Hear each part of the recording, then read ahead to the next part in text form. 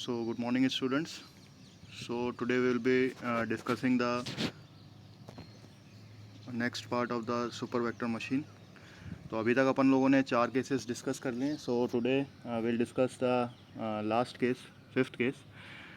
और मैंने आप लोगों को बताया था किस तरीके से we have to select the hyperplane, what are the margins and what is the working of the support vector machine, what is the maths behind the super vector machine. तो super vector machine support vector machine basically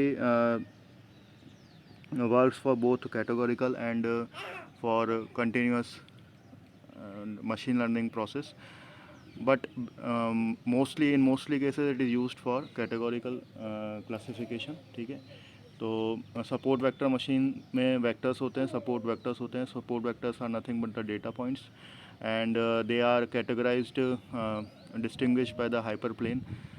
अब मैंने आपको इसमें कुछ cases बताए थे किस तरीके से होता है. अगर मान लीजिए आउटलायर्स होता है तो support vector machine doesn't consider the outliers, तो वो आउटलायर्स को कंसीडर नहीं करता है. और हाइपर प्लेन किस तरीके से बनाना है वो मैंने आप लोगों को बताया था. जितना ज़्यादा मैक्सिमम मार्जिन होगा, और इसको हम इसलिए मैक्सिमम मार्जिनल क्लासीफायर भी बोलते हैं. तो जितना ज़्यादा मार्जिन होगा उतना अच्छा जो होगा वो मेरा डिस्टिंग्विश होगा फीचर्स क्लास 0 क्लास 1 के अंदर. तो बहुत अच्छी तरीके से वो डिस्टिंग्विश कर पाएगा. So the more the margin, the maximum will be the margin, the better will the model is. So today will discuss the final case of the support vector machine. अगर इस तरीके से अगर आ जाता है, मान लीजिए अगर मेरा ये है, इसमें आप देख सकते हैं कि वी हैव डेटा पॉइंट्स जिसमें हम कोई इस तरह का हाइपर प्लेन नहीं बना सकते विच विल डिस्टिंग्विश दिस. तो इस केस में हमें क्या करना है, तो we can't have a linear hyperplane between the two classes. So how does support vector machine classify these two classes. ठीक है. So till now we have looked at the linear hyperplane. सो अभी तक हम लोगों ने जो भी केसेस देखे थे इससे पहले, वो सारे हमारे हाइपर प्लेन के केसेस थे जिसमें हमने लीनियर हाइपर प्लेन बनाया था. तो अगर मान लीजिए इस तरीके डेटा पॉइंट्स आ जाएंगे जिसमें वो स्कैटर्ड वे में होंगे and we are not able to draw linear hyperplane, तो उस केस में हम लोगों को क्या करना है. तो SVM can solve this problem easily. It solves the problem by introducing a additional feature. ठीक है. मैंने आप लोगों को स्टार्टिंग में बताया था, मान लीजिए अगर एक लो डायमेंशनल स्पेस है और उसके अंदर नॉन लीनियर डेटा है. अभी तक जो हम देख रहे थे वो लीनियर डेटा था. अब अगर मान लीजिए नॉन लीनियर डेटा है तो उस केस में हमें क्या करना है कि हमारे को उसके डायमेंशन को इम्प्रूव करना है. ठीक है, अपग्रेड करना है. तो अगर वो 2 डायमेंशन अरे है तो वो 3 डायमेंशन में हमें उसको लेके जाना है. So how it can be done by introducing a new additional feature. So that is z equals to x square plus y square. तो यहाँ पे जो आप देख रहे हैं x square plus y square is a new equation. And now let's plot the data points on axis x and z. तो जब मैं x और z के रिस्पेक्ट में डेटा पॉइंट्स को ड्रॉ करूँगा तो कुछ वो इस तरीके से दिखेंगे. So here we can easily draw a hyperplane. ठीक है, हम इसमें एक हाइपर प्लेन बना सकते हैं. तो बेसिकली सपोर्ट वेक्टर मशीन के अंदर क्या होता है कि अगर मान लो कोई लो डायमेंशन कोई डेटा पॉइंट्स होते हैं तो उस और sorry non linear data points होते हैं, तो उसको हमें क्या करना पड़ता है, अपग्रेड करना पड़ता है to the next dimension space. ठीक है. तो अभी जैसे मान लीजिए 2 डायमेंशन था, अभी इस केस में x और y में ही था, ये 2D था, तो अब हमने इसको क्या कर दिया, 3D में चेंज कर दिया. तो इस तरीके से this is how the hyperplane looks in the original input space. तो इस तरीके से आपको वो इनपुट स्पेस के अंदर दिखेगा. तो अगर मान लीजिए नॉन लीनियर डेटा है तो in that case you are able to do like this. Fine. So this is also a important part, क्योंकि कई बार in the real world we are not able to get or we are not able to fetch the linear data. ठीक है. तो non linear के case में हम लोगों को उसका जो डायमेंशन स्पेस उसको अपग्रेड करना पड़ेगा. ठीक है. और अपग्रेड करके उसको जब मान लीजिए अगर वो 2D है तो उसको हमें 3D में लेके जाना पड़ेगा, 3D है तो 4D में लेके जाना पड़ेगा. ठीक है. तो इस तरीके से हम कर सकते हैं. And we can use the equation z equals to x square plus y square. इसके लिए मैंने आपको स्टार्टिंग में ये कर्नल ट्रिक होती है जो मैंने आप लोगों को पहले ही बताई थी. So this is a polynomial kernel and this is a radial kernel. तो रेडियल कर्नल के केस में क्या होता है, where the gamma is the parameter that must be specified as the learning algorithm. तो जो एक गामा है ये मेरा एक लर्निंग एल्गोरिथम का पैरामीटर होगा, एक लर्निंग रेट होगी. और गुड डिफ़ॉल्ट जो हमारा गामा होता है वो 0.1 होता है। तो radial kernel is very local and can create a complex region within the feature space like a close polygon in two dimension space. ठीक है, तो मैंने आपको बताया था कि the kernel defines the dot product is the similarity of measure use for linear kernel और linear kernel because the distance in the linear kernel combination of the input. Other kernels can be used that transform the input space into the higher dimensions such as polynomial kernel and the radial kernel. तो यही चीज़ मैं आपको बताना चाह रहा था। तो हम इसमें हायर डायमेंशन के अंदर भी हम अपने जो डेटा पॉइंट्स उनको लेके जा सकते हैं अगर मान लीजिए नॉन लीनियर के केस में। तो इसको हम क्या बोलते हैं, कर्नल ट्रिक। फाइन। तो मैंने आपको मैथमेटिकली और थ्रू ग्राफ दोनों तरीके से इसको समझा दिया। सो this is how the hyperplane looks in the input space. So in the above plot, points to be considered are all values of z will be positive always because z is the squared sum of x and y. तो z की जो value होगी वो हमेशा क्या होने वाली है, पॉजिटिव ही होने वाली है, क्योंकि जो x और y की जो वैल्यू हैं वो हमेशा हम लोग स्क्वायर में ले लें। तो अगर मान लीजिए डेटा पॉइंट्स नेगेटिव में भी होंगे तो भी हमारी जो वैल्यू होगी वो पॉजिटिव में ही आएगी। ठीक है, तो दैट्स वाई, तो that is the most important part. तो z की जो भी वैल्यू आने वाली है वो हमेशा पॉजिटिव ही आने वाली है। In the original data plot red circle appears close to the margin, close to the origin of x and y। तो अब आप देख सकते हैं जो ये रेड सर्किल्स हैं that are close to the x and y, x and y axis, leading to the lower value of z and star relatively away from the origin result to the higher value of z। तो जो x और y के पास होंगे, जैसे कि यहाँ पे red data points हैं, तो वो डिनोट करेंगे lower value of the z। तो z की जो लोअर वैल्यू होगी ये उन डेटा पॉइंट्स की होगी जो x और y एक्सेस के क्लोज होंगे, और जो x और y एक्सेस के दूर होंगे, जो डिस्टेंस पे होंगे, वो क्या करेंगे, z की हायर वैल्यू को रिप्रेजेंट करेंगे। ठीक है, तो that result in the higher value of the z। तो z की अगर मान लीजिए हायर वैल्यू आती है तो दैट इज़ बट ऑब्वियस कि ये वो डेटा पॉइंट्स हैं जो कि x और y एक्सेस से दूर हैं, और अगर z की वैल्यू कम आती है दैट मीन्स कि ये वही डिस्टेंस है, वही डेटा पॉइंट्स हैं जो कि x और y एक्सिस के पास हैं। So in the SVM classifier it is easy to have a linear hyperplane between these two classes. तो जहाँ तक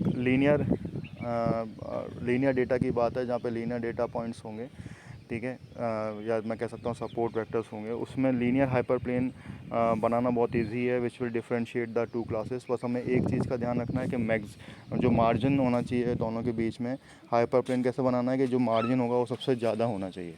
तो जिसमें हाइपरप्लेन सबसे ज़्यादा होगा उसके केस में जो होगा हमारा सपोर्ट वेक्टर मशीन जो होगी सबसे बढ़िया काम करेगी। But another burning question which arises is should we need to add these features manually to have a hyperplane?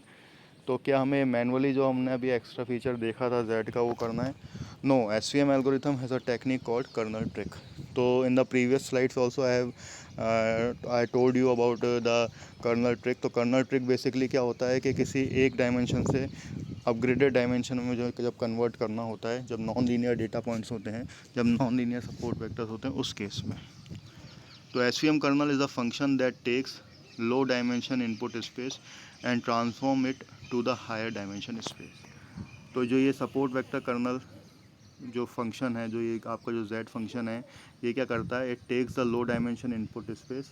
अभी मैंने यहाँ पे लो डायमेंशन लिया था x and y which is 2D 2 dimension, और इसको इसने क्या कर दिया, ट्रांसफॉर्म कर दिया हाई डायमेंशन स्पेस में। तो हायर डायमेंशन स्पेस मेरा क्या बन गया, Z से आ गया। तो Z इक्वल्स टू, हमें हमेशा ध्यान रखना है, x square plus y square. तो Z की जो वैल्यू आएगी वो हमेशा पॉजिटिव ही आने वाली है, क्योंकि हम उसको स्क्वायर में लेने वाले हैं।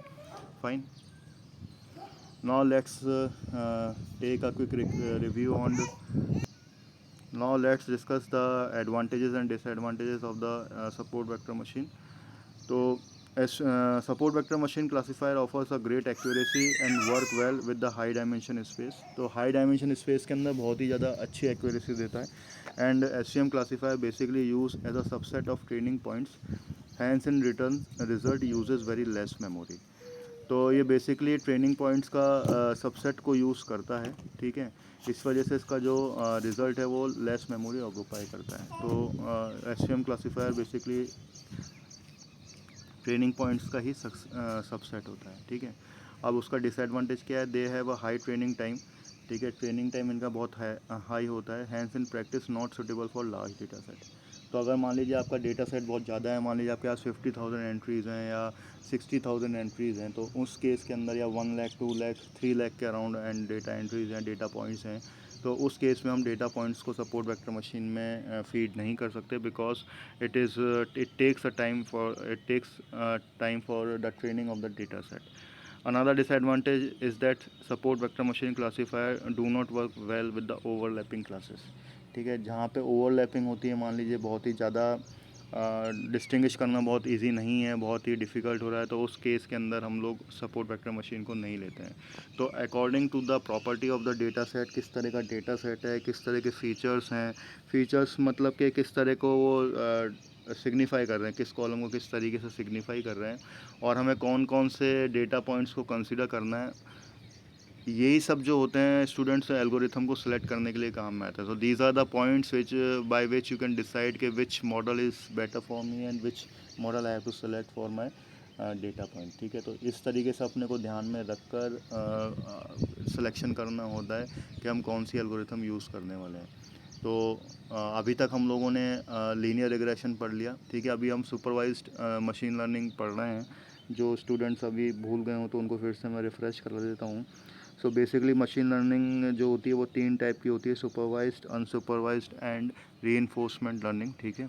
तो in this series of lectures we are discussing the supervised machine learning techniques, जिसमें अभी तक हम लोगों ने लीनियर रिग्रेशन पढ़ लिया, उसके बाद लॉजिस्टिक रिग्रेशन पढ़ लिया, और हम लोगों ने सपोर्ट वेक्टर मशीन पढ़ लिया, और नेव बायस एल्गोरिथम पढ़ लिया है, ठीक है। इसके बाद अब डिसीजन ट्री और रैंडम फॉरेस्ट अब हम लोगों का बचा है। तो इन the coming lectures I discussing you the 2 most important algorithms, ठीक है। बहुत ही पॉपुलर हैं और बहुत ही ज़्यादा काम में आती हैं। जब हम एनसेम्बल मेथड्स भी काम में लेते हैं उसमें भी ये काम में आती हैं।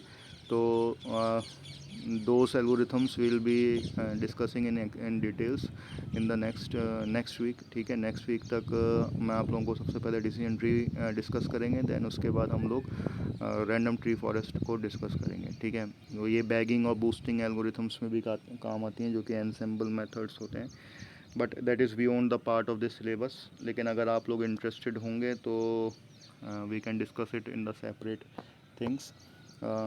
Till now I haven't received any kind of assignment from your side, so students I again requesting you, अगर आप लोग लेक्चर्स देख रहे हैं और सुन रहे हैं तो please submit your assignments in time, ठीक है। सो आई एक्सपेक्ट कि आप लोग टाइम पे सबमिट करेंगे। वैसा भी तो टाइम निकल चुका है, लेकिन मैं आपको दोबारा यही बोल रहा हूँ कि आप टाइमली लेक्चर्स को देखें, और जो भी असाइनमेंट मैं दे रहा हूँ आप लोगों को, या जो भी चीज़ हम डिस्कस कर रहे हैं, and if you have any query और if you have any doubt you can ask me also. और अगर आप क्यूरियस हैं किसी भी चीज़ को लेके, पॉइंट को लेके, then you can Google it, ठीक है। क्योंकि मैंने आप लोगों को बताया it is a very very demanding field in the market, ठीक है। बहुत ही डिमांड में है ये फील्ड अभी तो, और बहुत ही नया फील्ड है और बहुत ही इंटरेस्टिंग फील्ड है। बस थिंग इज़ दैट कि थोड़ा बहुत आपको मैथमेटिक्स आना चाहिए, थोड़ा सा प्रोबेबिलिटी आनी चाहिए, थोड़ी सी स्टैटिस्टिक्स के कंसेप्ट आने चाहिए। अगर आप लोगों को ये चीज़ें आती हैं then you can easily go through with the machine learning part, ठीक है।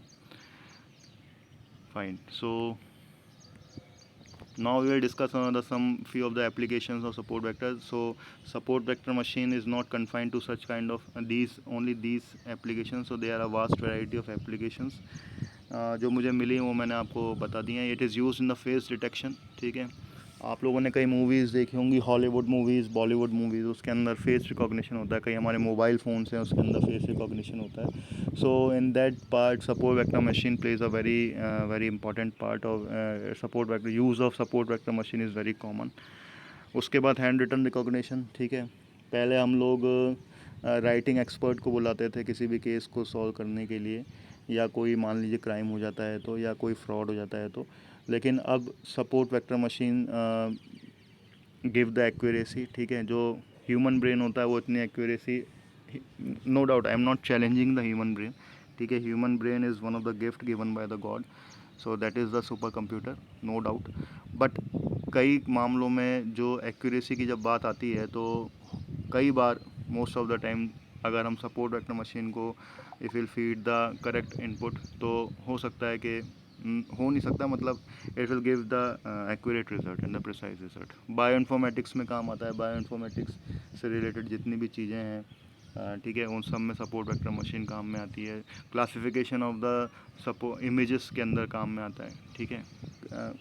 अगर ये मान लीजिए डॉग की, मैंने आप लोगों को बहुत पहले एक लेक्चर में बताया था कि अगर मैं डॉग की इमेज दूँ, कैट की इमेज दूँ, तो कैसे मशीन लर्न करेगी, तो it can be done by the support vector machine. But they are lot of other algorithms also for the use for the classification of the images, और deep learning में भी convolution neural network होता है, CNN, which is used for image classification, ठीक है। So deep learning is one of the part also, और machine learning भी है। तो जब डीप लर्निंग हम पढ़ेंगे तब मैं आपको बताऊंगा what do you mean by deep learning and what is the difference between the machine learning and the deep learning. Fine. तो स्टूडेंट्स, आप लोगों को समझ में आ गया होगा support vector machine. So till just I want to say that के जो सपोर्ट वेक्टर मशीन है वो अभी यहाँ पे फिनिश होती है, और in the next lecture we will be discussing the new topic, new supervised algorithm, machine learning algorithm, which is nothing but the decision tree, और उसके बाद रैंडम ट्री फॉरेस्ट। सो जब हम रैंडम ट्री फॉरेस्ट पूरा कर लेंगे, so by that we finish our first unit, तो हमारी फर्स्ट यूनिट का कंप्लीट हो जाएगी, और उसके बाद हम लोग जो है, जो हमारी जो सेकंड यूनिट है अनसुपरवाइज्ड लर्निंग की, वो देखेंगे। इसके अलावा भी अगर कोई एक आधी एल्गोरिथम अगर बच भी गई होगी, तो I look into the syllabus, और अगर सुपरवाइज्ड लर्निंग में अभी तक जो मुझे याद आ रहा है वो डीप लर्निंग और रैंडम ट्री फॉरेस्ट बचा है, लेकिन अगर उसके अलावा भी कोई रह गई होगी तो I just cover it up in the coming lectures. Fine. So till then students, fine, it's okay now, so I'll finish up this lecture. Thank you and keep learning.